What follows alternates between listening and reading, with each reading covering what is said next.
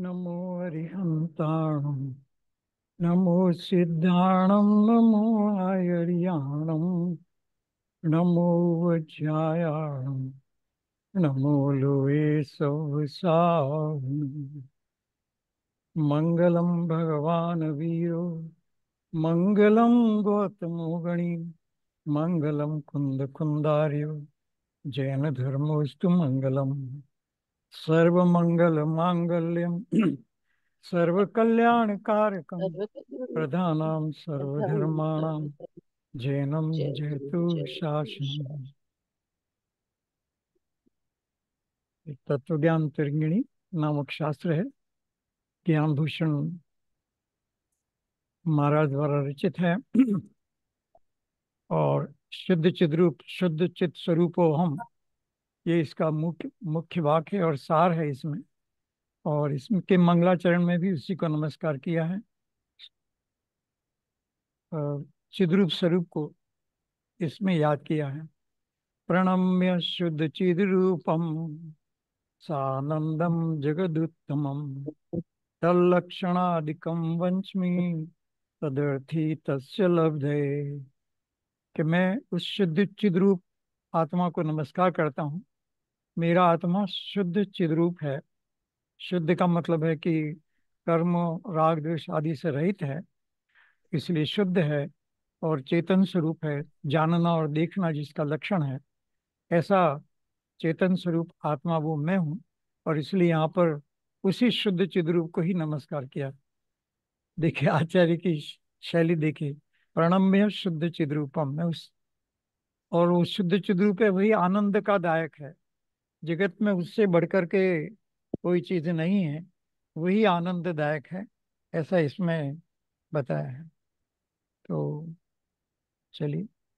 सानंद सर्वोत्तम त्रिजग चिद्रूप शुद्ध को कर नमन, कहता उसी के लक्षणादि। तदर्थी तदलब्धिरित। बहुत अच्छा।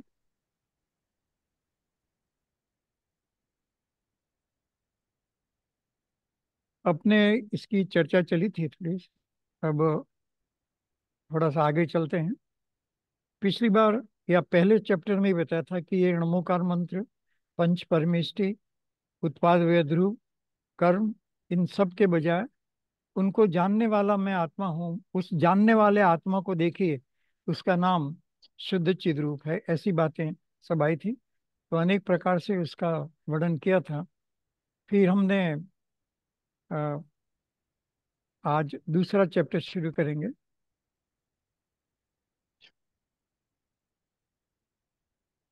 20 गाथा के बाद है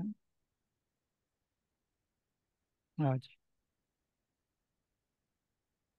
या शॉर्ट में 20 गाथाओं के एक बार फिर ले लेते हैं। चलिए। जो मनुष्य जिस बात को जानता है वही उसकी प्राप्ति के लिए उद्यम करता है और उसे प्राप्त करता है। ये जगत का सामान्य नियम है। जो बिजनेस हमें समझ में आता है, फिर उसी बिजनेस से हम धन कमाने का उद्यम करते हैं। तो इस तरह से जिस बात को हम जानते हैं उसी को तो प्राप्ति के लिए प्रयत्न कर सकते हैं और प्राप्त भी कर सकते हैं, तीनों बात। लड़ाई में भी ऐसा ही, सब जगह ऐसा ही है, पॉजिटिव नेगेटिव सब चीजों में ऐसा ही है। तो इसलिए हम शुद्ध चिद्रूप को जानेंगे, ठीक है ना। जो जीव शुद्ध चिद्रूप को जानता है वही उसको प्राप्त कर सकता है। जो शुद्ध आत्मा को जानता है वही शुद्ध आत्मा के लिए उद्यम कर सकता है और वही शुद्ध आत्मा को प्राप्त कर सकता है। और इसलिए यहाँ जो रचयिता मुनिराज हैं वो कह रहे हैं कि तुम इसको समझो, शुद्ध चिद्रूप चैतन्य स्वरूप आत्मा को समझो। और जो चैतन्य स्वरूप आत्मा को समझता है वही उसकी प्राप्ति के लिए प्रयत्न कर सकता है और वही उसके लिए उसको प्राप्त कर सकता है। अज्ञानी मनुष्य अज्ञात पदार्थ की प्राप्ति के लिए न तो उद्यम कर सकता है और न उसका रिवर्स। यदि इसको ज्ञान नहीं है, यदि हम ये न जाने कि मैं शुद्ध चिद्रूप हूँ, तो उसकी प्राप्ति के लिए प्रयत्न भी नहीं कर सकते और वो हमें प्राप्त भी नहीं हो सकता। इसीलिए मैं शुद्ध चित स्वरूप हूँ, ऐसा चिद्रूप का मुझे ज्ञान है और उसके महात्मा को भी भले प्रकार समझता हूँ। ऐसा जान करके मैं हूँ ऐसा निर्णय करे, मुझे उसके ज्ञान है, उसकी महिमा को समझे और उसके द्वारा उसी से, उसी शुद्ध आत्मा के भाव से, अन्य कोई नहीं करना है। शुद्ध आत्मा के भाव के द्वारा उसी से, उसकी ही प्राप्ति के लिए, शुद्ध चिद्रूप के भाव की प्राप्ति के लिए मैं उसे धारण करता हूं। किंतु जो मनुष्य चिद्रूप का ज्ञान नहीं रखता, बहुत सरल भाषा, इतनी सरल, जो शुद्ध चिद्रूप का ज्ञान नहीं करता, या जिसको मालूम नहीं कि सारी जिनवाणी का फोकस ये शुद्ध चिद्रूप है। पिछली बार आया था ना कि सारी जिनवाणी के मंथन करके जो एक रत्न निकला, वो ये शुद्ध चिद्रूप का भाव है। और इसलिए जो इसको समझता है, जो इसको जानता है, वो उसके लिए उद्यम करता है और उसको प्राप्त होता है। ऐसे ही शुद्धात्मा की प्राप्ति होती है। नहीं तो आप जानते हैं, सामान्य लोग कहते हैं वो कौन शुद्ध आत्मा, हम जानते नहीं, हम तो बाहर की क्रियाओं में ही लगे रहेंगे और वही हमारा धर्म है, ऐसा करते करते हमें शुद्ध आत्मा का ज्ञान हो जाएगा। यहाँ कहते हैं नो, ऐसा पॉसिबल नहीं है। जो शुद्ध आत्मा को जानता है वही प्राप्ति के लिए सही प्रयत्न कर सकता है। जो जानता है मतलब विश्वास करता है सम्यक दर्शन, उसी की प्राप्ति के लिए उद्यम करता है सम्यक ज्ञान, और फिर ध्यान के द्वारा उसको प्राप्त कर लेता है सम्यक चारित्र।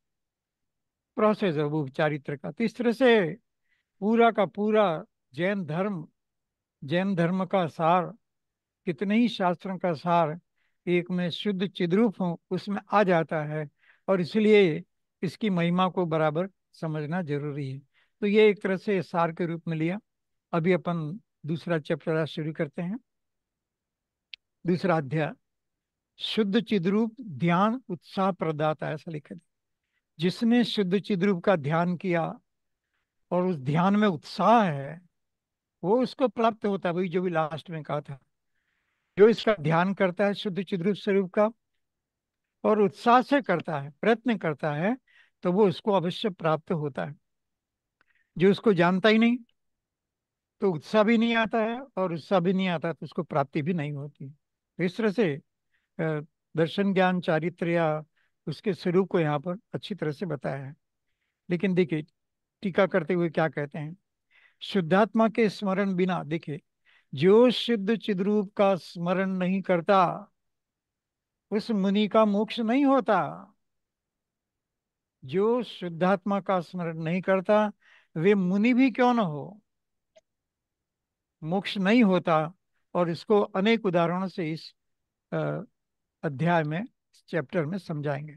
मूल बात यही है कि मुनिराज हो, ग्रस्त भी हो, आगे फिर आएगा, ग्रस्त हो कि मुनिराज, मुनिराज को ही करना तो ग्रस्त हो तो करना ही है।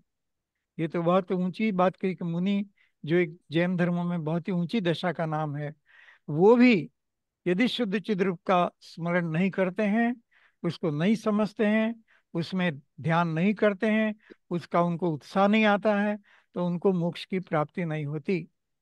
और जो इसका ध्यान करते हैं, जो मुनिराज इसको ध्यान करते हैं, समझते हैं, उनको जानने में उत्साह आता है, और वो फिर मोक्ष की प्राप्ति कर सकते हैं। तो ये थोड़ा सा लेते हैं, देखिए हिंदी पढ़ लेते हैं सरलता के लिए। सब अन्य साधन हो तथापि, घट नहीं मृत पिंड बिन, तंतु बिना पट नहीं धातु, खान बिन जो काष्ठ बिन, गाड़ी नहीं नहीं बीज बिन हो, धान्य त्यों शुद्धात्मा, के स्मरण संतुष्टि बिना, नहीं मोक्ष होता मुनि को। तो जब मुनिराज को नहीं होता तो दूसरे की बात तो संभव नहीं। यहाँ पर अनेक प्रकार के तर्क दिए, इस चैप्टर में अनेक प्रकार के तर्क दिए हैं कि सारे ब्रह्मांड में यही लॉजिक लागू होता है। सारी दूसरी बातों के लिए भी यही लॉजिक होता है कि जो उसको जानता है, जो उसके लिए प्रयत्न करता है, वो ही इसी को प्राप्त करता है। तो जाने बिना, प्रयत्न किए बिना, राइट डायरेक्शन में उसको कैसे प्राप्त हो सकता है, तो नहीं हो सकता। ऐसे यहाँ पर 5-10 उदाहरण दिए, फिर सैकड़ों उदाहरण सारे चैप्टर में इस प्रकार से दिए हैं।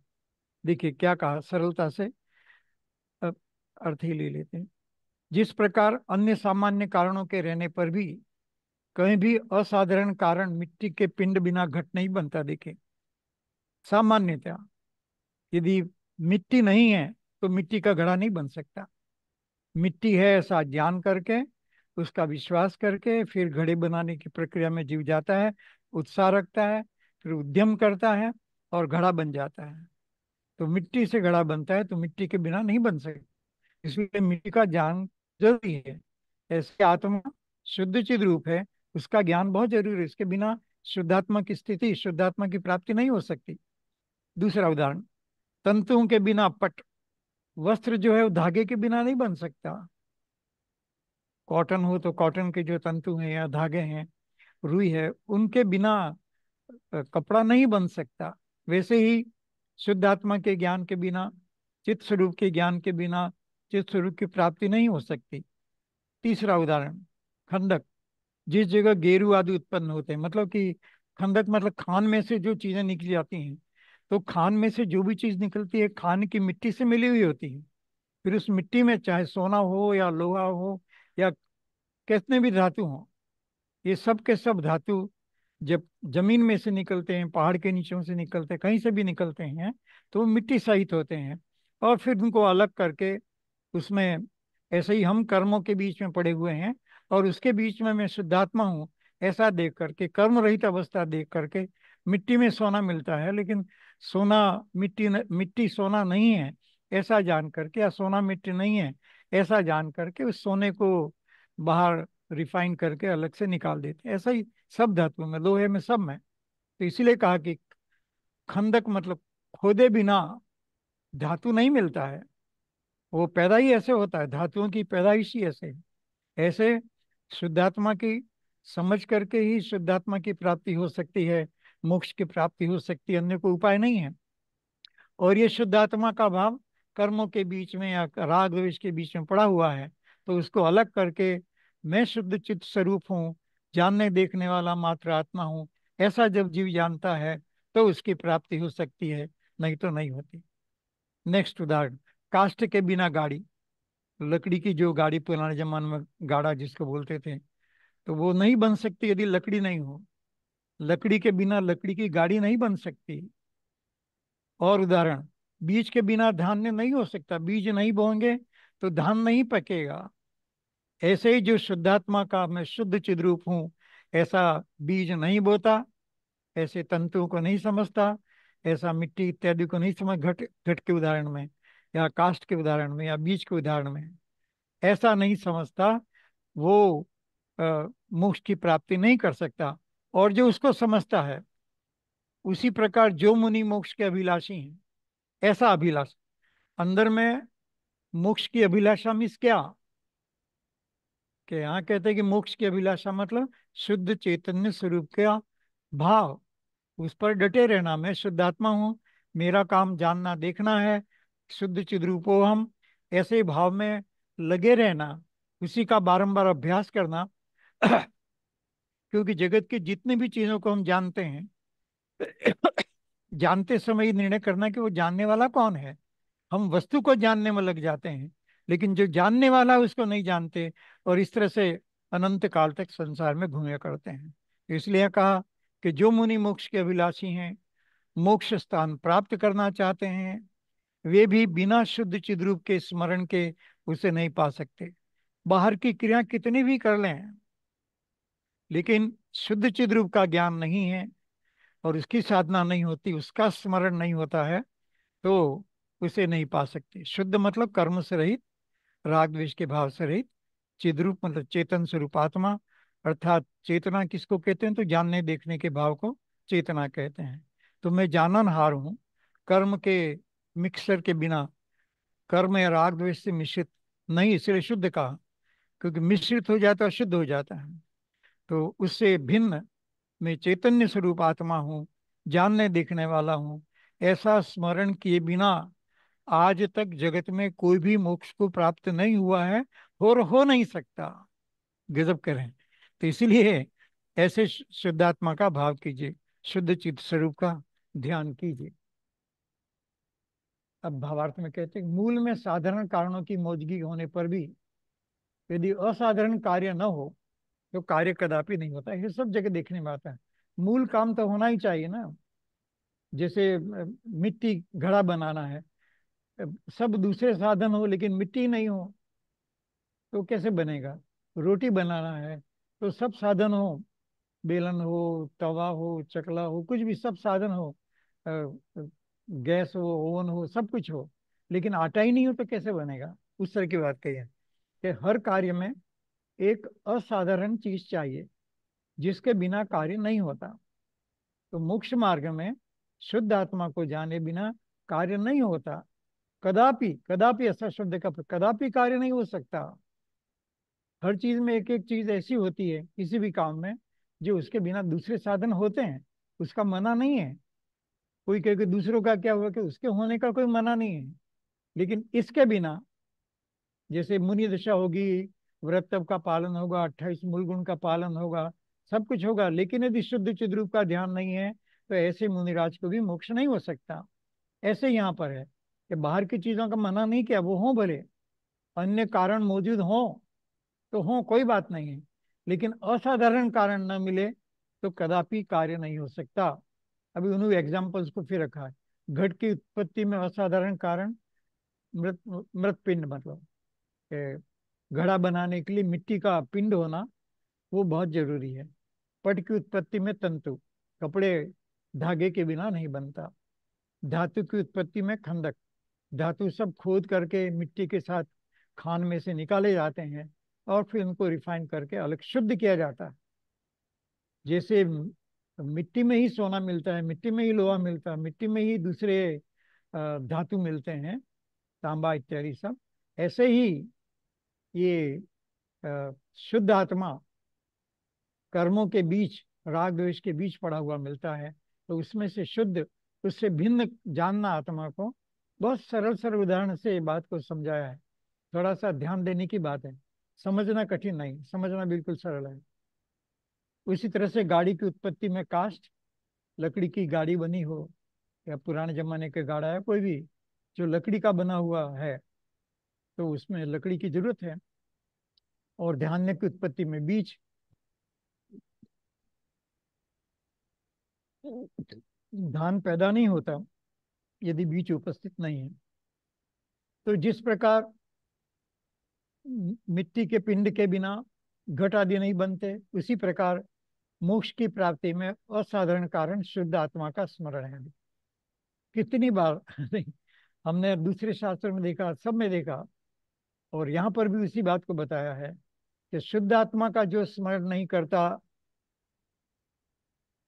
इसलिए अन्य हजारों सामान्य कारणों के जुटाने पर भी ये जीव व्रत तप उपवास दीक्षा सब कुछ करे, लेकिन शुद्ध आत्मा का स्मरण न करे तो जीव को मोक्ष नहीं हो सकता।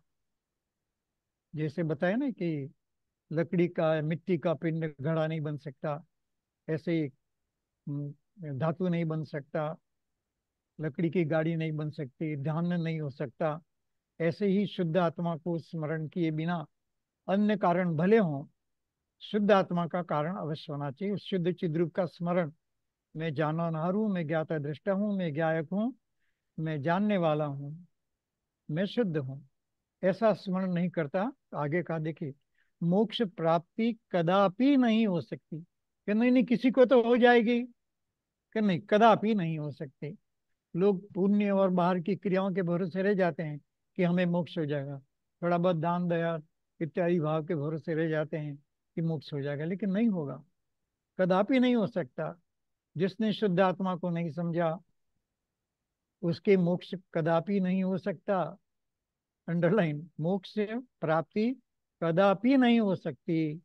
अतः मोक्ष प्राप्ति के अभिलाषियों को चाहिए कि वे अवश्य शुद्ध आत्मा का स्मरण करें। शुद्ध आत्मा के स्मरण के बिना कार्य की सिद्धि नहीं हो। अवश्य, कोई चॉइस नहीं है। कोई सोचे कि नहीं नहीं, मैं व्रत तप के दान करके कर दूंगा भैया आत्मा का। अरे आत्मा का याद करने में क्या तकलीफ है? अपना नाम याद रखते हैं, सही, मैं शुद्ध आत्मा हूं, ऐसा याद रखिए।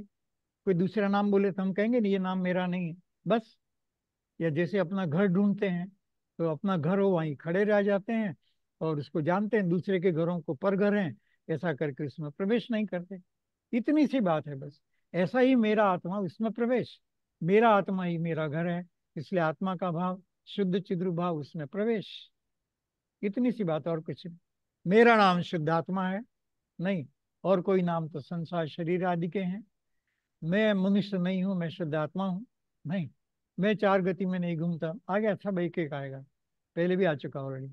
तो इसलिए मोक्ष प्राप्ति के अभिलाषियों को चाहिए कि वे अवश्य शुद्ध आत्मा का स्मरण किए, क्योंकि इसके स्मरण के बिना जीव मोक्ष मार्ग में आगे नहीं बढ़ सकता। अब कोई कहेगा अच्छा तो आप शुद्ध चिद्रूप सिद्ध रूप कहते हो, तो चित्त स्वरूप का लक्षण क्या है वो बताइए। ऐसा प्रश्न करने पर ये अ, फिर उसी तरह के कई एग्जाम्पल देते हैं। चिद रूप का यह स्मरण नित मोक्ष तरु का बीज है, नित भव दधि से पार होने हेतुओं का अनल है।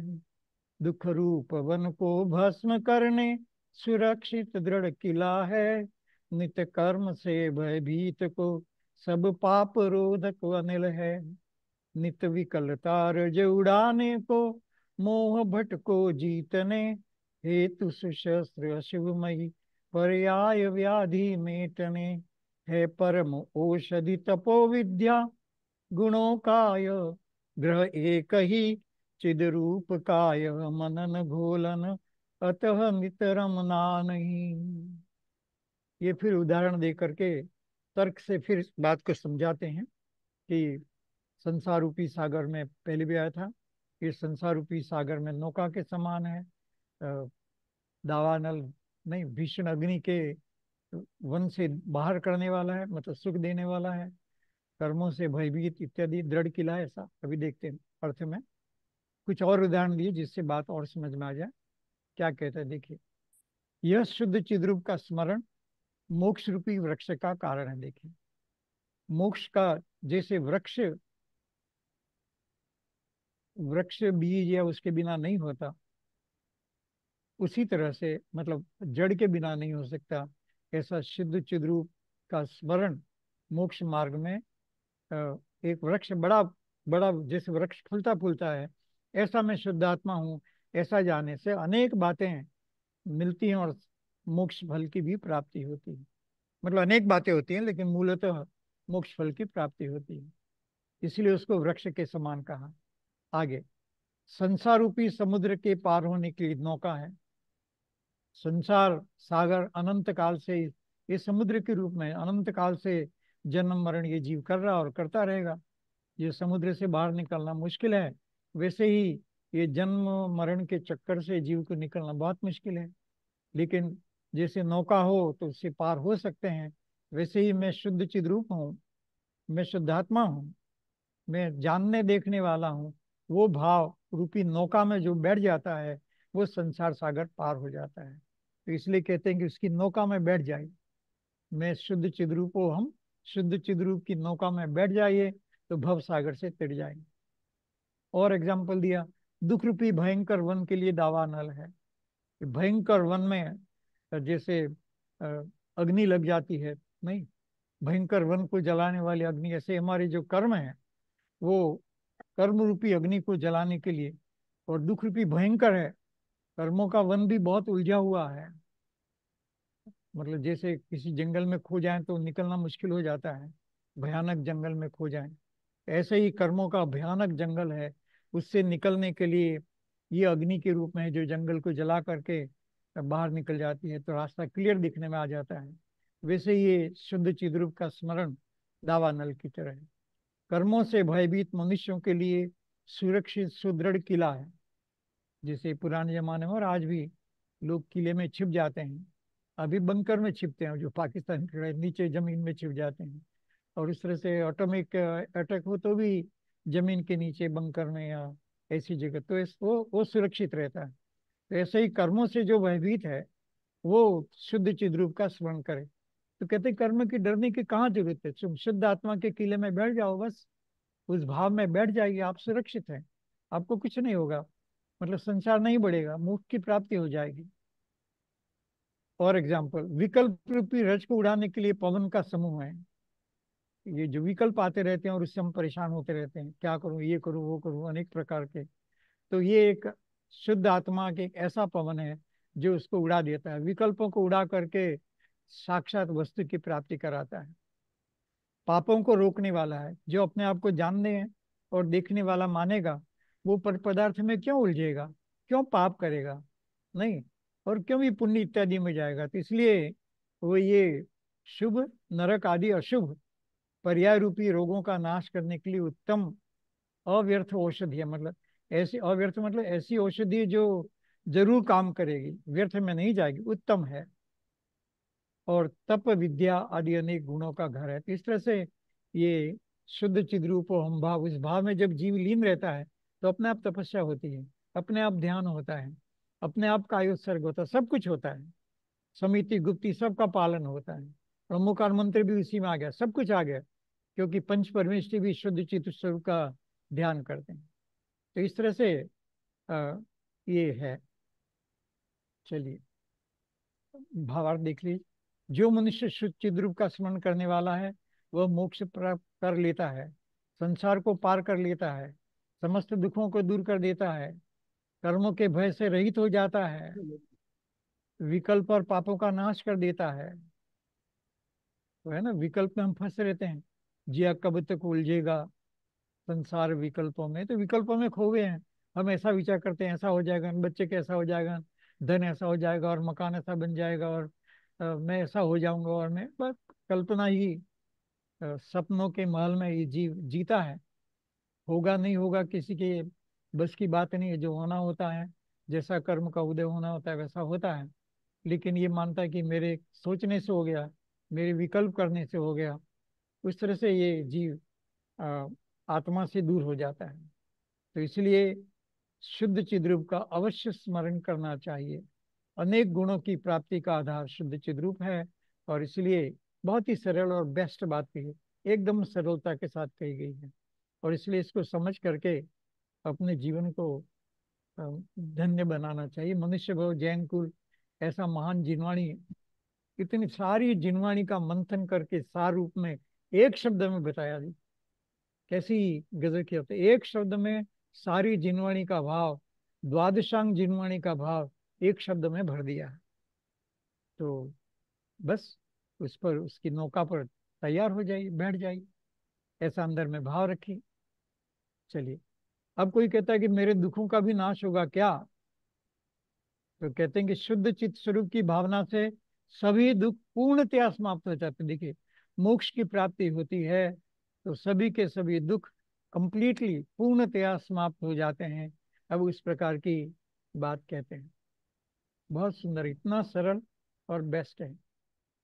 नित भूख प्यास कठोर वाणी, रोग जल राजा अनिल, अति शीत गर्मी शस्त्र स्त्री, पुत्र अरुकंटक अनल, धनहीन बेड़ी डांस मच्छर, मान भंग वियोगमय, राज अश्व पशु कृत अनेको, दुख सहेय भय भीतर, इत्यादि बहुविध दुख भव में, भोगता पर नहीं रहे, सब नष्ट होते शुद्ध चिद रूप भावना से, जीव के शुद्ध चिद रूप की भावना से सब कुछ, जो कुछ संसार में दुख के कारण है वो सब नष्ट हो जाते हैं, या उनके प्रति रुचि टूट जाती है, और जीव शुद्ध चिद रूप में जाता है तो आनंद प्रकट होता है।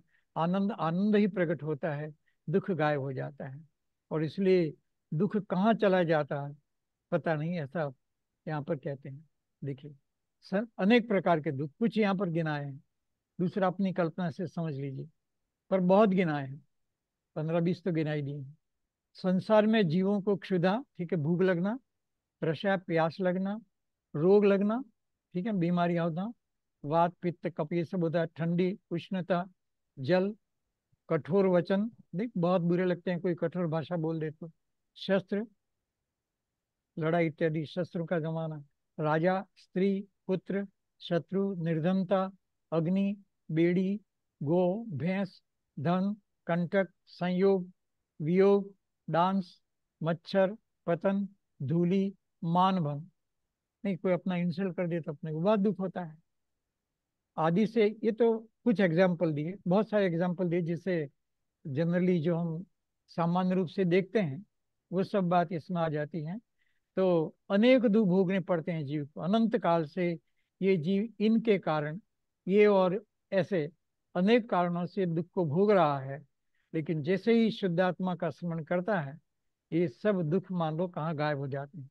क्योंकि मैं तो जानने देखने वाला हूँ, आग लगी मैं तो जानने देखने वाला हूँ, नहीं, मरण आ गया तो मैं तो जानने देखने वाला हूँ, कर्मों का उदय है मैं तो जानने देखने वाला हूँ। ऐसा कोई भी कष्ट आए तो वो अपने को जानने देखने वाला मानता है, उससे लिप्त नहीं होता, कर्म से कर्म में रंग नहीं जाता है, और इस तरह से ये जीव सुखी होता है। उसमें उसी समय दुख का नाश हो जाता है। नहीं, जब कोई घटना घटे उसी समय ज्ञाता दृष्टा किसी का मरण भी हो जाए, परिवार में या देश में या रिश्तेदारों में, तब भी जीव विचार करे कि मैं तो ज्ञाता दृष्टा हूँ, मैं क्या कर सकता हूँ। तो ऐसा विचारेगा तो शांत हो जाएगा। तो इसलिए कहते हैं कि फिर दुख गायब हो जाएंगे। और सोचेगा नहीं नहीं, मरण हो गया, बहुत नुकसान हो गया, ऐसा तो कभी लॉस भरेगा नहीं, ऐसा बोलते हैं ना लोग शोक सभा में। पहले तो शोक सभा नाम ही गलत है, काहे की शोक सभा, नहीं ये तो आनंद की सभा है। समझ में आ गया कि हमारा जीव का मरण होगा, और ऐसा जान करके अपने को अभी से तैयारी करो, कमर कस के शुद्धात्मा का भाव करो, शुद्ध चेतन स्वरूप में ऐसा करो, तो मृत्यु महोत्सव बन जाता है। जो ऐसा मरण करता है उसके मृत्यु कोई शोक सभा थोड़ी होती है। चलिए। सर धूली क्या है, धूली? धूल धूल। अच्छा, धूल से मान धूल, भंग कैसे होता है? नहीं नहीं, धूल से दुखी होते ना, हवा चले और अच्छा। धूल आए तो हम दुखी होते ना। ये सब दुख के कारण हम्म। बताए हैं। अच्छा। ये सब स्त्री पुत्र शत्रु निर्धनता अग्नि बेड़ी हाँ वो कांटा। ठीक है, धूली हाँ नहीं समझ आया, हाँ, धूली धूल धूल। मतलब धूल। धूल, हवा चलती है, तूफान चलते हैं, धूल कितनी उड़ती है, आंखों में गिरती है, और तो बहुत लोगों की आंखें खराब हो जाती है, बहुत सारी प्रॉब्लम्स है। तो धूल भी दुख का होने का कारण, नहीं तो घरों में धूल आते हर रोज, झाड़ू लगाते क्या जरूरत है। और लोग झाड़ू इसलिए लगाते हैं कि घर में किसी न किसी ढंग से, कितना भी बढ़िया घर हो, कहीं ना कहीं से धूल आ जाती है। कपड़ों को धोने की कहाँ जरूरत है, कहीं ना कहीं धूल लग जाती है। ये धूल के कारण भी जीव दुखी होता है, और इसलिए अंकल उसको ये यहाँ सब नो कर्म है क्या अंकल? है। ये सब नो कर्म है ना अंकल? हाँ, कर्म नो मतलब कर्म क्या फर्क पड़ता है, सब कर्म की कैटेगरी में है ना, वो तो हाँ, भेद कराया है। हाँ अंकल। कर्म नो कर्म, कोई भी द्रव्य कर्म भाव कर्म नो कर्म, कर्म कहते ही सब आ जाते हैं। वो तो हमें भेद ज्ञान करा करके विशेष ज्ञान कराया है, जिससे हम समझें, बस और कुछ नहीं। जैसे ये बता नहीं, ये दुख के, ये सब दुख के कारण, कितने कारण बता दिए, भूख, तृषा, रोग, ऐसा। चलिए, जो महानुभव शुद्धात्मा का स्मरण करने वाले हैं, शुद्ध चिद्रूप का स्मरण करने वाले हैं, उन्हें भूख नहीं सताती, क्योंकि उनका भाव शुद्धात्मा में चला जाता है, फिर 2 दिन उपवास 3 दिन उपवास भी हो जाते हैं। लेकिन जो शुद्धात्मा का स्मरण नहीं करता, तो वो तो उसकी दृष्टि भूख पर है, तो फिर भूख बहुत सताती है, और भोजन कर लेता है, और कहेगा कि मैं भोजन के बिना नहीं रह सकता, क्योंकि शुद्ध चिद्रूप का स्मरण नहीं करते। प्यास दुख नहीं देती, रोग नहीं होता, वात नहीं सताती, ठंड नहीं लगती, निराश रहते हैं ना, पहाड़ों पर, बर्फीले पहाड़ों में भी ध्यान करते हैं। उष्णता, व्याकुलता नहीं करती, जल का उपद्रव नहीं होता, बाढ़ इत्यादि हो जाना, और भी अनेक प्रकार। क्रूर मनुष्यों द्वारा कहे हुए दुष्ट वचन दुख नहीं देते, राजा आदि दंड नहीं दे सकते, दुष्ट स्त्री पुत्र शत्रुओं से उत्पन्न हुआ दुख नहीं होता, निर्धनता दरिद्रता नहीं होती, अग्नि का उपद्रव सहन नहीं करना पड़ता, बंधन में नहीं पड़ता है, गो अश्व आदि से पीड़ा नहीं होती, धन की चोरी से दुख नहीं होता, कांटे दुख नहीं देते, अनिष्ट पदार्थों का संयोग नहीं होता, इष्ट पदार्थ का वियोग नहीं होता, डांस मच्छर दुख नहीं दे सकते, पतन नहीं हो सकता, और धूली और मान भंग का भी कष्ट नहीं भोगना पड़ता। इसलिए शुद्ध चिद्रूप का स्मरण परम सुख देने वाला है। हम जब अलीगढ़ में थे तो जो मंगलायतन के जो थे पवन जी, उनके घर में आग लगी, सारा घर पूरा नष्ट हो गया। सिटी का घर था, हम दूसरा घर था। तो अब जब हम लोग मिलने गए तो वो कहने लगे कि अच्छा हुआ, थोड़ा परिग्रह कम हो गया, इसकी मेरी चिंता कम हो गई। ऐसा करके जरा भी शोक नहीं बताया, जरा भी शोक नहीं। अंदर में होगा मैं मालूम, लेकिन ऊपर की भाषा में बिल्कुल कि कुछ नहीं, जो हुआ ठीक हुआ, इतना परिग्रह कम हो गया, किसकी चिंता करें, फिर बन जाएगा। ठीक है, संपन्न थे, लेकिन फिर भी दुखी नहीं होना, वो थोड़ी बहुत धर्म की समझ हो वही जीव ऐसा बोल सकता है। चाहे थोड़ा बहुत भले उसमें मिश्रितता हो, लेकिन फिर भी सराहनीय उनकी। इसलिए शुद्ध सर चिद्रूप का माइक ऊपर करिए, माइक ऊपर करिए सर। अच्छा अच्छा।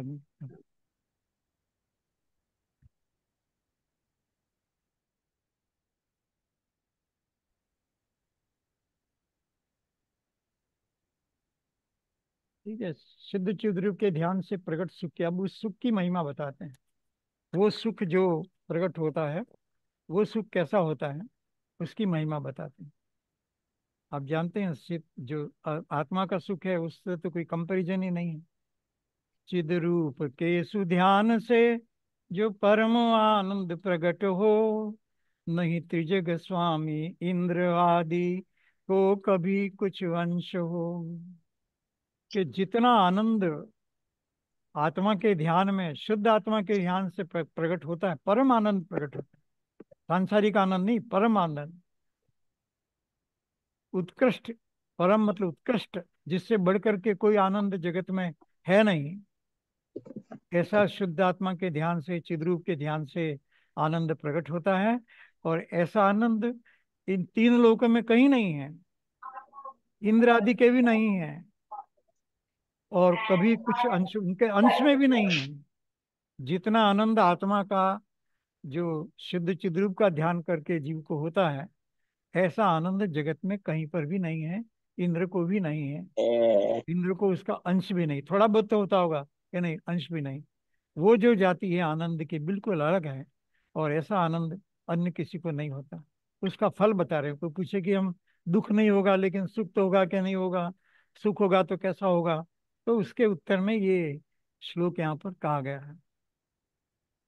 शुद्ध चिद्रूप के ध्यान से वह एक अद्वितीय और अपूर्व ही आनंद होता है। देखिए, कोई कंपैरिजन नहीं है, यूनिक, इसके बराबर कोई दूसरा कुछ है ही नहीं। और अपूर्व मतलब इस जीव ने पहले कभी ऐसा आनंद लिया ही नहीं। अनंत काल से आज तक इस जीव ने कभी ऐसा आनंद नहीं लिया, इसलिए अपूर्व। और अद्वितीय मतलब इसका कंपैरिजन जगत में किसी वस्तु से नहीं कर सकते, इसलिए वो अद्वितीय। ऐसा आनंद, जबरदस्त आनंद, परमानंद ऐसा कहा। तीनों जगत में इसके बराबर कोई जगत आनंद नहीं है, कि जिसका अंश भी तीन जगत के स्वामी इंद्र आदि को प्राप्त नहीं होता, इसका एक अंश भी इंद्र को प्राप्त नहीं है। जो सिद्ध भगवान को आनंद है, या जो आत्मा का ध्यान से जो आनंद पैदा होता है, उस जाति का आनंद इंद्र इत्यादि को भी अंश में भी नहीं है। तीन जगत का स्वामी इंद्र भी है तो उसको भी नहीं है। जबरदस्त है बात। आगे फिर उसकी और व्याख्या करते हैं कि इंद्र, नरेंद्र और धर्मेंद्र तीनों को नहीं है। इंद्र को तो नहीं है, तो मनुष्यों को होता होगा, नरेंद्र को तो उनको भी नहीं है, तो क्या धर्मेंद्र पद्मावती देवी देवताओं को होता होगा कि उनको भी नहीं है। यद्यपि ये लोग सुख भोगते हैं, लेकिन वो सुख सुख नहीं कहलाता, वो सुख ही नहीं है, क्योंकि वो अ, इंद्रियों पर आधारित है, वो राग पर आधारित है, वो परद्रव्य पर आधारित है, और इसीलिए वो आत्मा का सुख नहीं है। वो परद्रव्य का सुखाभास है, मतलब परद्रव्य से, तो इसलिए उसको सुख नहीं कहते, क्योंकि वह अनित्य तथा पदार्थों से जन्य होने से, एक तो अनित्य है, शाश्वत नहीं है। सिद्ध भगवान का सुख शाश्वत है, इंद्र का, नरेंद्र का, धर्मेंद्र का ये सुख शाश्वत नहीं है। कोई धर्मेंद्र पद्मावती पूजा, देवी देवताओं की पूजा इत्यादि बहुत चलता है संसार में, तो उनका पहले तो सुख है ही नहीं, अध्यात्म का सुख तो है नहीं, परम सुख तो उनको है ही नहीं। लेकिन जो कुछ विषय वासना का जो सुख है, वो भी अनित्य, गजब कह दिया है करके, अनित्य है, वो भी शाश्वत नहीं है। शाश्वत होता तो चलो कोई बात थी, मतलब एक ढंग से कुछ जस्टिफाई कर सकते थे, लेकिन वो शाश्वत नहीं है। और दूसरा, अन्य पदार्थों पर आधारित है, अन्य पदार्थों से जन्य है, वो वस्तु हो तो मिले, नहीं हो तो न मिले। एसी से कोई आनंद माने इस गर्मियों में, तो एसी हो तो वो आनंद मिले, एसी नहीं हो तो दुखी हो, उस तरह से। तो अन्य पदार्थों से जन्य होने से शुद्ध चिद्रूप के ध्यान से उत्पन्न हुआ आत्मिक सुख, लेकिन आत्मा का जो सुख है, शुद्ध चिद्रूप के ध्यान से जो सुख पैदा होता है, वो नित्य है, वो सदैव रहता है, नित्य है। और सुख की अंश मात्र भी तुलना नहीं कर सकते, और इसकी तुलना अ, जगत के किसी सुख से नहीं कर सकते। उसके अंश की भी, पूर्ण सुख की तो बात ही छोड़िए, उसके अंश की भी तुलना वहां से नहीं कर सकते। ऐसा नहीं होगा कि कोई उनका सुख ज्यादा है, हमारे सुख से बढ़ करके होगा, ऐसा भी कुछ नहीं है। तुलना ही नहीं कर सकते, तुलना ही बेकार है ऐसा कहते। तो शुद्ध चिद्रूप का ध्यान करने से ऐसा बड़ा फायदा होता है। आगे और गिनाते हैं इसी बात को। अब शुद्ध चिद्रूप मैं हूँ, शुद्ध चित स्वरूप मैं हूँ, मैं शुद्ध चेतन स्वरूप हूँ, मैं शुद्ध जानने देखने वाला हूँ, मैं केवल जानने देखने वाला हूँ। ऐसा स्मरण करने से क्या लाभ होता है? चिद रूप में यो स्मरण से सौख्य हो मोहादि पर, हो विजय पापा स्रवती दुष्कर्म नष्ट विनष्ट भय, अतिशय विशुद्धि वास्तविक आराधना सदरत्न त्रय, हो सफलता नर जन्म की समता सभी में यश कथन। ऐसी भाषा का प्रयोग किया है। अरे, उस चिद शुद्ध चिद रूप का ध्यान या उसका विचार मनुष्य जन्म की सफलता है। जिसने शुद्ध चिद रूप को नहीं समझा, जिसने ऐसा भाव नहीं किया, उसका नरभव व्यर्थ में गया। कहीं किसी पुण्य के उदय से इस जीव को ऐसे धर्म मिल गया, ऐसी बात मिल गई, जिनवाणी मिल गई, लेकिन इसके रहस्य को नहीं समझा। और दूसरी बातें में, जिनवाणी में तो अनेक बातें हैं, अब कहीं दूसरी बातों में कोई एक शास्त्र पढ़ा और उसकी बात में उलझ गया, मूल बात नहीं जानी और नहीं समझी, तो फिर अनंत काल तक दुखी हो सकता है। और इसलिए हमारे मनुष्य जन्म की, जैन कुल की सफलता यही है कि मैं चित स्वरूप आत्मा हूँ, ऐसा विचार करें। और तभी समता भी आएगी, जगत में यश भी फैलेगा, अति विशुद्धि भी होगी, अनेक प्रकार के फायदे इसमें गिनाए। अर्थ में पढ़ते हैं, मैं शुद्ध चिद रूप हूँ, ऐसा स्मरण होते ही, देखिए, होते ही ऐसा जिसने विचार किया कि मैं तो खाली जानने देखने वाला हूँ, भाव से, नाटक नहीं, जो समझा कि ये तो मैं तो जगत जगत को मैं तो जानने देखने वाला हूँ, दरवाजा है तो दरवाजे को जानने देखने वाला हूँ। अभी इतनी जल्दी क्यों अरे, लग। भगवान की मूर्ति है तो भी उसको मैं जानने देखने वाला हूँ। तो ऐसा स्मरण होते ही नाना प्रकार के सुखों की प्राप्ति होती है। क्या क्या मिलते हैं देखिए, मुंह का विजय, मुंह पर विजय प्राप्त होती है। अशुभ आश्रय, खोटे भाव नहीं आते, दुष्कर्मों का, गलत काम नहीं करता, फिर दुष्कर्मों का नाश हो जाता है। अतिशय विशुद्धता, देखिए, अतिशय विशुद्धता, अतिशय शुद्ध आत्मा का ज्ञान, अपने भाव में अतिशय पवित्रता। पवित्रता दान देने से, दीक्षा देने से नहीं आती है, जितनी पवित्रता शुद्ध आत्मा के ध्यान से कि मैं ज्ञाता दृष्टा हूँ, ऐसा भाव करने से आती है। अतिशय, वो मोक्ष, अतिशय मतलब मोक्ष में ले जाने वाली ऐसी विशुद्धता। दूसरी चीजों को भी विशुद्ध कह सकते हैं, लेकिन वो लौकिक है, सांसारिक विशुद्धता है। अ, घर की सफाई करना, या मतलब मंदिर में सफाई रखना, या शुद्ध आहार देना, शुद्ध भोजन करना, ये भी विशुद्धता, लेकिन वो अतिशय नहीं है, मतलब उससे मोक्ष की गारंटी नहीं है। ये जो भाव है, वो अतिशय वाला, अतिशय विशुद्धता को लेकर के है। सर्वोत्तम सात्विक आराधना, इससे बढ़कर के कोई आराधना नहीं हो सकती। हमने 4 प्रकार की आराधना, पूरा आराधना, भगवती आराधना ग्रंथ किया, वहां पर भी यही बात थी, और यहाँ पर भी यही बात कहा कि इससे बढ़कर के सर्वोत्तम तत्व की आराधना है। और वहां पर भी लिया था 4 प्रकार की आराधना, सम्यक दर्शन, सम्यक ज्ञान, सम्यक चारित्र और तप। यहाँ कहते हैं कि वो ये सब आराधना शुद्ध आत्मा की आराधना में आ गया। मैं शुद्ध चिद्रूप स्वरूप हूँ, शुद्ध चिद्रूप हो हम, ऐसा जो भाव है, उसमें समस्त प्रकार की आराधना आ गई। सम्यक दर्शन ज्ञान चारित्र भी आ गया, कि आ गया, क्योंकि सम्यक दर्शन में शुद्ध आत्मा, उसका शुद्धांग, उसी का ज्ञान और उसी में लीनता। तो शुद्ध चिद्रूपो हम, ऐसा विश्वास, शुद्ध चिद्रूप का ज्ञान और शुद्ध चिद्रूप में लीनता, तो ये तीनों रत्नों की प्राप्ति हो गई। नहीं तो डेफिनेशन में ना जीव उलझ जाता है, समय दर्शन किसको कहना, अभी होता है नहीं होता, अनेक प्रकार के प्रश्नों में जीव उलझ जाता है। उसके गुण दोष अनेक बातें हैं। ऐसे ही चारित्र में किसको चारित्र कहना नहीं कहना, झगड़ा करते रहता है जिंदगी भर, परिभाषा में उलझता रहता है और मूल बात को न समझता है और अपनी बुद्धिमानी बताता है, परिभाषाएं बता करके अपनी बुद्धिमानी समझता है। तो ये इसमें न उलझ करके रत्नों की इनकी प्राप्ति हो जाती है। मनुष्य जन्म की सफलता, जैसा ऊपर कहा ना, मनुष्य जन्म की सफल हो गया, नहीं तो सफल नहीं, असफल है। आत्मा को नहीं समझा, आत्मा का ज्ञाता दृष्टा स्वभाव जिस जीव ने नहीं समझा, उसका मनुष्य भाव व्यर्थ है। संसार के भय का नाश, नहीं तो इस संसार में मर कर कहाँ जाऊंगा, मेरा क्या होगा, कहीं खराब गति में तो नहीं चला जाऊं, मेरे को तो स्वर्ग ही मिलना चाहिए, यदि मोक्ष नहीं मिल सकता पंचम काल है, ऐसा करके अपने मन में कुछ भी मन मियाँ मिट्ठू मतलब बना रहता है। लेकिन संसार के भय का नाश नहीं होता, भय सताता ही रहता है। और जिसने मैं शुद्ध चिद्रूप हूँ, तो मैं तो त्रिकाल शुद्ध चिद्रूप हूँ। आबाल गोपाल सब सभी चिद स्वरूप हैं, चित स्वरूप हैं। मैं ज्ञाता समय सार छठी ज्ञाता वही, मैं तो ज्ञायक स्वरूप हूँ। तो ऐसा जब जीव को निर्णय हो जाता है कि मैं ज्ञायक स्वरूप हूँ, मैं जानने देखने वाला हूँ, तब उसको संसार का डर नहीं रहता है। क्योंकि मुझे यहाँ पर भी मुझे एक ज्ञाता दृष्टा शुद्ध चिद्रूप हम ये भाव करना है, और मोक्ष में जाकर के भी शुद्ध चिद्रूप भाव करना है। और कदाचित बीच में कुछ गति आ गई, तो उन गतियों में जाकर के भी मुझे शुद्ध तत्व का ही तो विचार करना है, शुद्धात्मा का ही तो चिंतन करना है। तो क्या फर्क पड़ता है, किसी भी भाव में जाऊं, कहीं पर भी जाऊं, ऐसा करके वो निश्चिंत हो जाता है।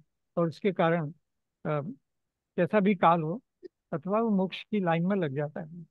दो चार भाव में आपने लिखा ना, मैक्सिमम सा पहले तो उसी भाव में, नहीं तो तीसरे भाव में, नहीं तो चौथे पांचवें में, नहीं तो सातवें में, तो अवश्य मोक्ष की प्राप्ति कर लेता है जिसने ऐसे भावों से मरण किया। लेकिन मरण के समय दुखी होता है, अपने आप को दुखी मानता है, संसार छोड़ने का डर लगता है।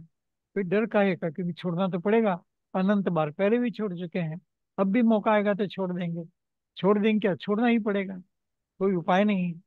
इसलिए क्यों नहीं है जीव, तो शुद्धात्मा का स्मरण करके, अपने भय को दूर करके, शांत होकर के, उत्तम फल प्रदान करने वाला जो मंत्र है मैं शुद्ध चिद्रूप हूँ, उसका ध्यान कर। इसलिए उत्तम पुरुषों को चाहिए कि वे शुद्ध चिद्रूप का सदा स्मरण करते हुए उसकी प्राप्ति का उपाय करें। तो ऐसा ही शुद्ध चिद्रूप का ध्यान करना चाहिए। कुछ समय और एक गाथा और लेते हैं। अब शुद्ध चिद्रूप में स्थिर रहना, स्थिर कैसे रह सकते हैं, चारित्र की बात बताइए, स्थिर कैसे हो सकते हैं, क्या हम स्थिर रह सकते हैं? तब देखिए, नित्य शुद्ध चिद रूप में मगन, व्रतशील शुत पाहो जई, सब इंद्रियों का तप सुदृष्टि, सुभावना मूलोत्तरी, उत्तम गुणों धर्मादिमय, सब पाप नाशक त्याग कर, सब परिग्रहों का हो विशुद्ध, उपसर्ग बहुविधि सहन कर। कहते हैं कि जो महानुभाव शुद्ध चिद्रूप में स्थित है, जो व्यक्ति ऐसे शुद्ध चिद्रूप का उस भाव में स्थित है, उस भाव को करता है, उसमें लीन रहता है, उसी को लक्ष्य बनाता रहता है, उसके चारित्र, उत्तम चारित्र प्रकट होता है, शील और शास्त्र की प्राप्ति होती, शास्त्र का ज्ञान, शुद्ध आत्मा की प्राप्ति होती है, मोक्ष की प्राप्ति होती है, इंद्रियों का विजयी होता है। नहीं, जिनेन्द्र, जय जिनेन्द्र हम बोलते हैं ना, या भगवान को जितेंद्र बोलते हैं। तो जय जिनेन्द्र का भी मतलब ये है कि हम इंद्रियों से ऊपर जो आत्मा है, इंद्रियों से परे जो आत्मा है, उसका मानने वाले हैं। तो इसलिए एक दूसरे को बोलते हैं कि हम भी उसी मत के हैं और आप भी उसी मत के हैं। और पागल लोगों ने बांट दिया, दिगंबर श्वेतांबर, तेरहपंथी, बीसपंथी, और पता नहीं कितनी ग्रुप बांट दी। हाँ, सिंपल जय जिनेन्द्र कि हम इंद्रियों से परे शुद्धात्मा जो है उसमें विश्वास करने वाले हैं, बस इतना ही है। यही मोक्ष मार्ग है। बाहर की चीजों को लेकर झगड़ने का कहाँ प्रश्न है। लेकिन हम बाहर में उलझ गए और शुद्ध चित्त स्वरूप को भूल गए, शुद्ध आत्मा को भूल गए। यही सबसे बड़ी जीव की गलती हुई है। तो इंद्रियों का विजय होता है। जितेंद्रिय जय जिनेन्द्र, या जय शब्द का बोलने का भी मतलब महावीर भगवान की जय। तो महावीर भगवान की जय का क्या मतलब हुआ कि जैसे महावीर भगवान ने इंद्रिय इत्यादि को जीत करके केवल ज्ञान प्राप्त करके मोक्ष की प्राप्ति की, वैसा भाव हमारे में भी दृढ़ रहे। महावीर भगवान ने जो रास्ता दिखाया ऐसा शुद्धात्मा का, वो हम भी इस मार्ग पर चलें, वही जगत में शाश्वत रहे। वही महावीर भगवान की जय है। चलिए, तो ये फिर तप, सम्यक दर्शन, उत्तम भावना, धर्म का लाभ होता है, इतना सब कुछ लाभ होता है। मूल और उत्तर गुण कहलाने वाले उत्तम गुण प्राप्त होते हैं। 8 मूल गुण हैं और 8 कर्मों से अलग। और इसी तरह से फिर उत्तर 84 लाख या उससे भी ज्यादा जो उत्तम, उसके भेद प्रभेद करके उत्तम गुण हो जाते हैं। तो और समस्त ये प्रकट होते हैं, शैलेश अवस्था भी कहते हैं उसको। तो समस्त पापों का नाश मतलब मोक्ष की प्राप्ति होती है। समस्त पापों का नाश होता है, बाह्य अभ्यंतर परिग्रह का त्याग हो जाता है अपने आप। मैं शुद्ध चिद रूप हूँ ऐसा विचार करते ही बाहर में कितना भी धन क्यों ना हो, वो कहता है कि मैं इसका मालिक नहीं हूँ, मैं तो अपने शुद्ध चित्त स्वरूप का मालिक हूँ, बस हो गया। कोई छोड़ करके जाए तो ही परिग्रह का त्याग हुआ ऐसा तो नहीं है। अंदर में भावना इतनी प्रबल हो गई। तो 38 गाथा समय सार की 34 जो भी है, 34, कि बस ज्ञान प्रत्याख्यान है, ज्ञान में ही त्याग हो गया। जब जाना कि ये मेरा नहीं है तो फिर क्यों भोगेगा, और भोगेगा तो निष्फल रहेगा। तो परिग्रह का त्याग हो गया। बाह्य, फिर बाह्य का भी त्याग करे, पहले अंदर से ऐसा त्याग करे, फिर बाह्य का त्याग करे। और अंतरंग तब अंदर में विशुद्धि प्रकट होती है, एवं नाना प्रकार के उपसर्गों की तरंगों को भी झेल लेता है। फिर अनेक प्रकार के उपसर्ग भी आए, कष्ट भी आए, लेकिन शुद्ध चिद रूप के सारे कि मैं तो एक शुद्ध चिद आत्मा हूँ, उसमें उपसर्ग का प्रवेश नहीं है, पाप का प्रवेश नहीं है, विशुद्धि विशुद्धि है, परिग्रह का प्रवेश नहीं है, उत्तम गुणों का भंडार है, और सम्यक दर्शन आदि भावना से सहित है। तो ऐसा मेरा शुद्ध आत्मा है। चित स्वरूप की व्याख्या है सब। तो ऐसे भाव में जो स्थिर होता है वो अवश्य मोक्ष की प्राप्ति करता है। बाबा, शुद्ध चिद रूप में मन के स्थिर करने से उत्तमोत्तम गुण प्राप्त होते हैं। देखिए, जगत में किसी को सिद्ध भगवान के अलावा ऐसे गुण या अंश में अनंत इत्यादि भगवान को जो प्रकट होते हैं, ऐसा उत्तम से उत्तम गुण इसमें स्थिर करने से प्रकट होते हैं और दुख दूर हो जाते हैं। इसीलिए अब देखिए, विद्वानों को कहा, विद्वानों को चाहिए, यदि कोई समझता है कि मैं विद्वान हूँ, मैं ज्ञानी हूँ, मैंने शास्त्र पढ़े हैं, तो ये करे। शास्त्र पढ़े हैं, समझा है, तो ये काम करे। मन को स्थिर करे किसमें, शुद्ध चिद रूप में। वे कर्ममल रहित पवित्र, वही शुद्ध मतलब कर्ममल रहित पवित्र शुद्ध चैतन्य स्वरूप आत्मा में अपना मन स्थिर करे। ज्ञानी का यही काम है।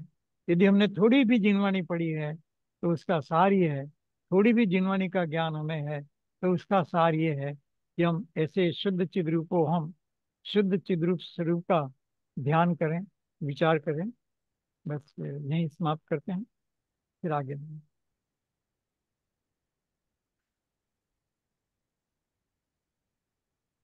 किसी को कुछ कहना हो?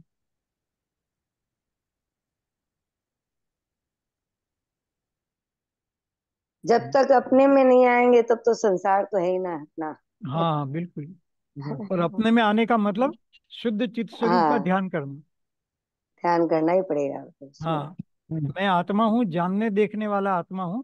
चेतन स्वरूप कहा ना, तो मैं जानने देखने वाला आत्मा हूँ। ये बस उसी में लीन होना, वही मोक्ष मार्ग है। बाकी तो संसार तो ऐसे ही चलता रहेगा। मूल बात यही है।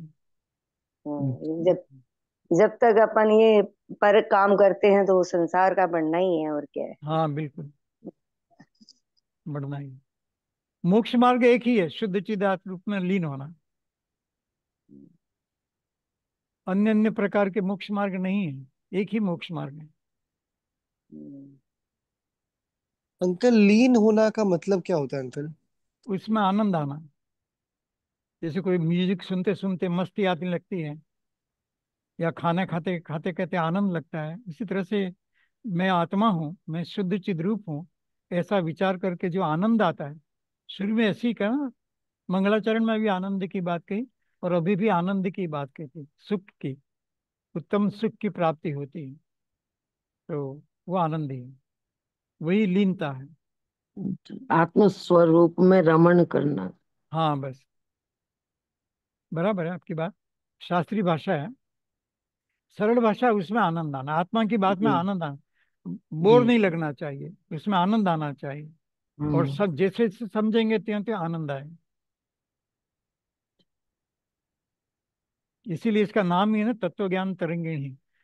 हम्म वो तरंगे हमारे, मैं तत्व स्वरूप हूँ, मैं गायक स्वरूप हूँ, मैं शुद्ध चिद्रूप स्वरूप हूँ, ऐसी तरंगें उठती रहनी चाहिए।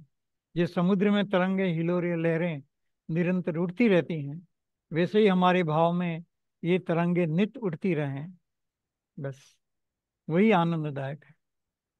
लहर का नहीं, आभि का, देखिए लहरें, उर्मिनाम, लहरों का। उपसर्ग में भी उपसर्ग न करके आनंद की लहर चलती है। वो तो जब भी आएगी, वे सब पुण्य पाप प्रगति सब कुछ से सबसे ही परे हटेंगे तभी होगा। हाँ बराबर है, हम्म, पर उल्टा उल्टा उसको उल्टा मतलब दूसरे ढंग से बोलिए। जब मैं हम्म, शुद्ध चिद्रूप स्वरूप हूँ, ऐसा निर्णय हो गया, तो सब अपने आप नाश हो जाएगा। कर्म भी नाश हो जाएंगे, पुण्य पाप भी नाश हो जाएगा, और अ, ये संसार का भी नाश हो जाएगा। पहले बाहर का नाश करें तो अंदर में आएगा, ऐसा नहीं है। पहले अंदर में रुचि हम्म, करें तो बाहर की रुचि अपने आप टूट जाती है। जिसको वो तो बहुत भूख अंदर लगी में हो, खाने जगेंगे बैठ तभी। जाता है, तो बाहर की रुचि टूट जाती है। जी। ऐसे ही क्रिकेट देखने का बहुत शौक हो तो खाना पीना भी छोड़ देता है। ऐसे ही हर चीज हम्म में, बिजनेस में बहुत रुचि हो तो खाना पीना छूट जाता है। खाना पीना छूट जाता है इसलिए बिजनेस में रुचि वो नहीं, हम्म, बिजनेस में रुचि है तो खाना पीना। ऐसे ही आत्मा में जिसकी रुचि हो जाती है, उसके ये सब बाहरी व्रत तब सब हो जाता है अपने आप, क्योंकि आत्मा में इतना बिजी हो, उसको भोजन के लिए टाइम नहीं है, अपने आप उपवास हो गया। और इसीलिए परिग्रह उनको अच्छा नहीं लगता है। सब कुछ आ जाएगा, शील सब कुछ है, सम्यक दर्शन, ज्ञान, चारित्र, सब कुछ इसमें आ जाता है। बस मन स्थिर करे, इसमें कहा ना, मन को स्थिर करे उस भाव में।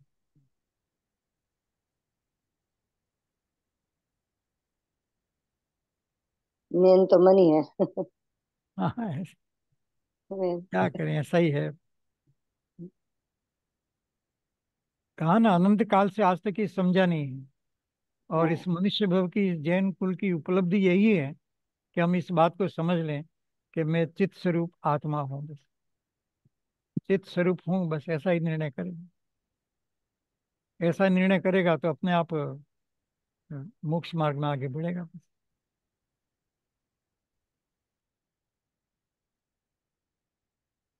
बस एक ही रटन, शुद्ध चिद्रूपो अहम, मैं शुद्ध चित स्वरूप हूँ। सरल भाषा में, मेरा आत्मा केवल ओनली जानने देखने वाला है। ये भाव मैंने इसीलिए एक स्लाइड बनाने की, भाव हमेशा हमारे मन में रहे, बस तो अन्य में रुचि अपने आप टूट जाएगी।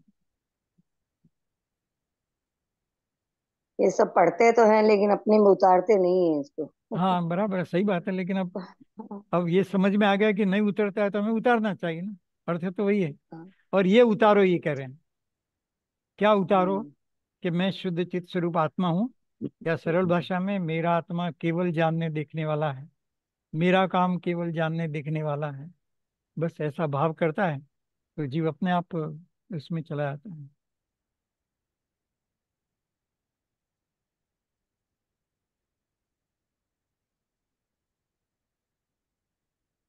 अभी आज अंत में कायोसर के समय, ये शुद्ध चिद्रूपो हम ऐसा 9 बार बोलिएगा। ये भी शुद्ध आत्मा का ही स्मरण है, सर्वोत्कृष्ट भाव का स्मरण है। किसी को कुछ कहना नहीं तो स्तुति करना। बहुत अच्छा है। हाँ जी। निज निधि निज में बताई, यह अनंत उपकार है।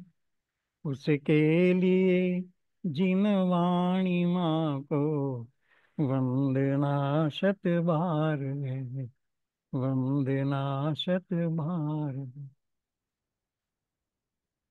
सब अपने मन में शुद्ध चिद्रूपोहम का 9 बार जाप कीजिए।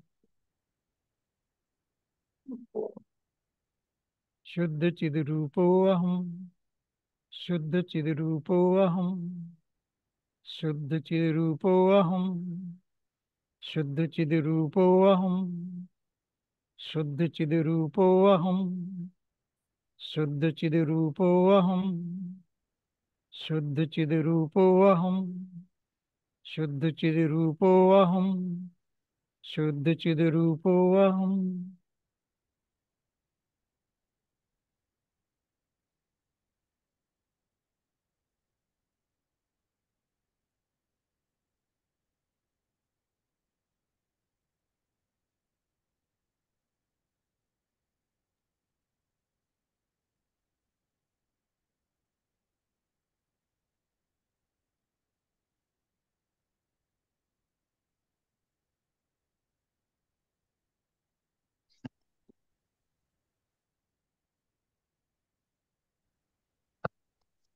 चलो, जय जिनेन्द्र। जय जिनेन्द्र। हाँ, जय जय जय। जिनेन्द्र, जय सबको जय। जिनेन्द्र सर। जय जिनेन्द्र सर।